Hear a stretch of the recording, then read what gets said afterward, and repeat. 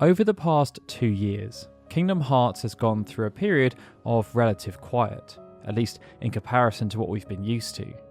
But on the positive side, it has given fans time to settle down and get ready for whatever the team at Square Enix are preparing next for our favourite series. In that regard, we know they're hard at work on 2 properties, Kingdom Hearts 4 and Kingdom Hearts Missing Link.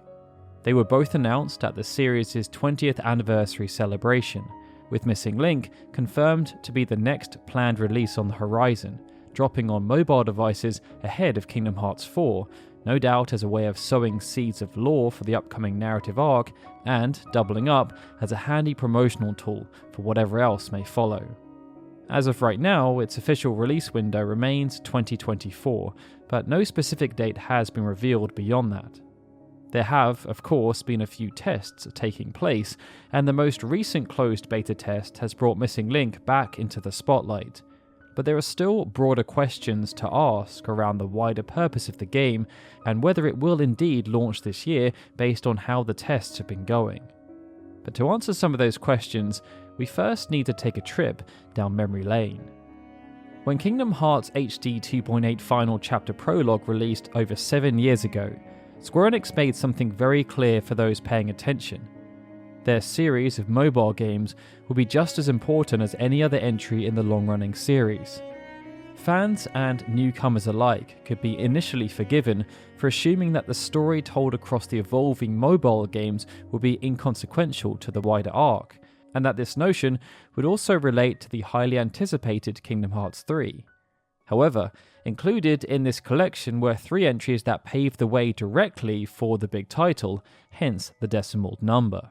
These 3 entries were Dream Drop Distance HD, Kingdom Hearts 0.2 Birth by Sleep, A Fragmentary Passage, and Kingdom Hearts Key Back Cover.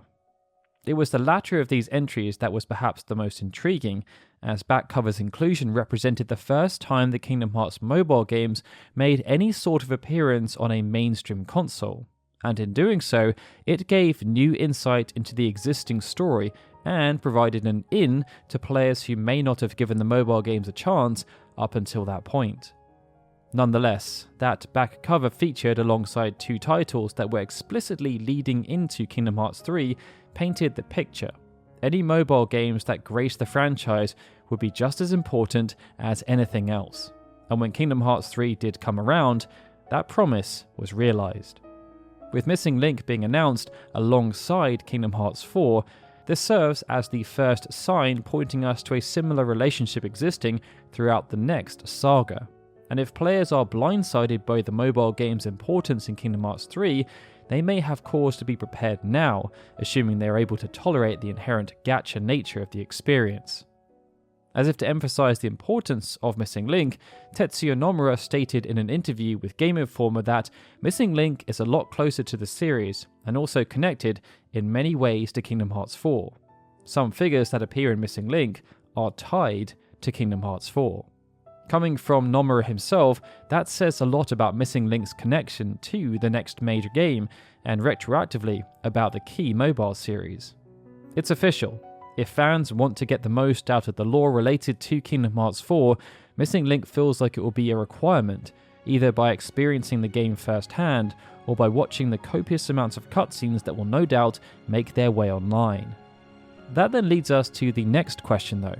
What is happening in relation to the release of Missing Link, as 2 years seems like a long time to wait? Well, since the announcement, Missing Link has gone through several rounds of testing. In October 2023, Square Enix revealed that they were going to be accepting applications for a closed beta test across the UK and Australia, and that test was to take place across iOS and Android devices.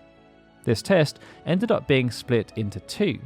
iOS users were given the chance to experience parts of Missing Link towards the end of 2023, while the Android test was delayed until January 2024. Throughout January, users were awaiting news as to when the test would commence, but no announcement was shared until the 30th of January. Square Enix apologised for the lack of communication, announcing that the Android test had now been postponed until spring 2024. They explain that this postponement had been necessary as they needed to make further adjustments to ensure that the game could be played comfortably on a wider range of devices. Players would then be required to wait another 2 months for any further updates, as on the 29th of March, Square Enix revealed that the closed beta test for Android devices would start on the 25th of April. However, the week prior to this, the testing period was postponed again because the development team had decided to expand the test to also include iOS devices. This means that, as of now, the various planned closed beta tests across iOS and Android devices have now concluded, and we've got to learn quite a bit about what to expect from Missing Link thanks to these tests. But for those looking to understand, this is a condensed view. Based on reports from the initial beta testers, the game offers a few different ways of engaging with its mechanics. Players are free to play locally using GPS functionality, much like Pokemon Go, or use an in-game point system called AP to teleport to another location on the map, near or far.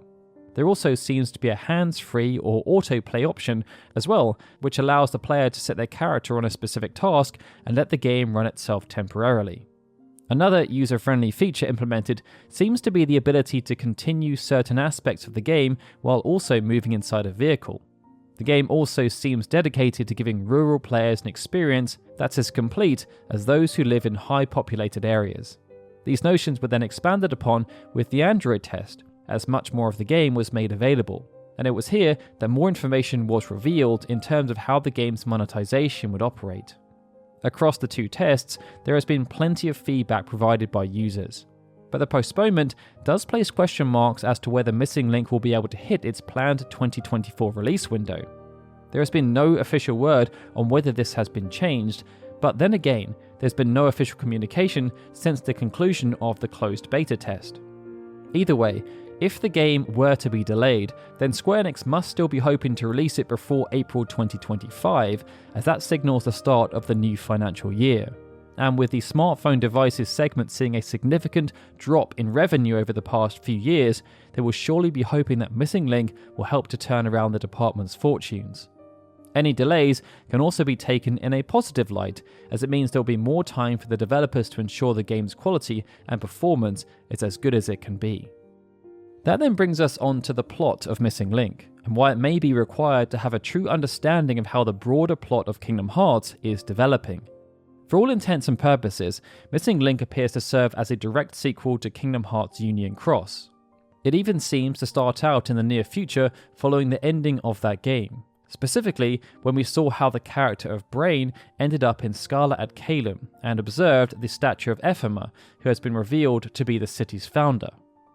The player character, fully customizable at the beginning of Missing Link, is described as a drifter after washing up on the shores of Scarlet at Caelum and is referred to as the Calamitous Star. Our character's awakening station featured the likes of Ephema, Scold, and the Foretellers, which further points towards their identity, that of being an incarnation of the player character in Union Cross. It's been made clear from the trailers that the events of this game are meant to be forgotten and unrecorded, titled The Blank Era. However, we also know from interviews that the events of Missing Link will be directly relevant to Kingdom Hearts 4. Luxu is also present, and it doesn't seem like it's under the direction of the Master of Masters. Both Luxu and Brain's roles in the game's plot are still mysterious ahead of the game's official release, but we can presume that one or both of these characters might be aware of the player character's identity. Disney's worlds will, of course, be included in Missing Link. In the teaser trailer, one of the characters describes an astral plane that connects existence and non-existence, that the Keyblade wielders will ostensibly use to travel between worlds and gather character pieces. These character pieces seem to function similarly to medals in Union Cross, granting abilities and bonuses to the characters that hold them. Of course, these pieces include representations of both Disney and original Kingdom Hearts characters, but all rendered in Kingdom Hearts' most recent graphics engine. According to the closed beta tests, the player begins the game with access to a plethora of character pieces with plenty of variety to choose from. Whatever unfolds during the events of this game, though, they will undoubtedly contribute to the state of Scarlet at Caelum as it appeared in Kingdom Hearts 3.